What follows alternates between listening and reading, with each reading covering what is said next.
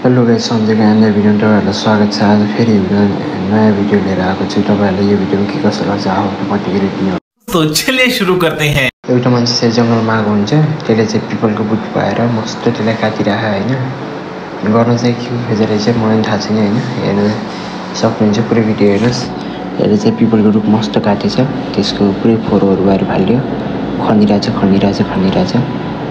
ठुलै ढुङ्गा पायो, ढुङ्गा पनि झिक्यो। तर मेहनती चाहिँ मान्छे लास्टै मेहनती हो यार, दुःख चाहिँ लास्टै गरिरहेको। फेरि एउटा रुख काट्न गयो, आरा पनि अर्काको रहेछ।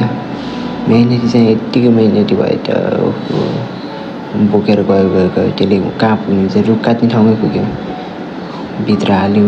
के गर्नु खोजेको रहेछ भित्र, ल टङ्गिन्छ त यो त, ल बान्यो। केटो चाहिँ फुर्तिलो रहेछ है, के होला ढुङ्गालाई झुलाउनु लाग्यो, वा टङ्गिरहेछ। ओए के गर्नु लाग्यो अहिले, ढुङ्गालाई माथि उचाल्यो त, ल रस्सी पनि बान्यो। यसले ढुङ्गालाई बाहिर फाल्न लागेछ क्या हो।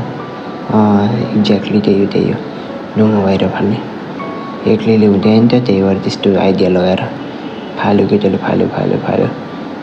माटो पनि मिलाइरहेछ। यसले सायद यहाँ बस्नुको लागि घरको व्यवस्था बनाउनुलाई जस्तो लाग्यो।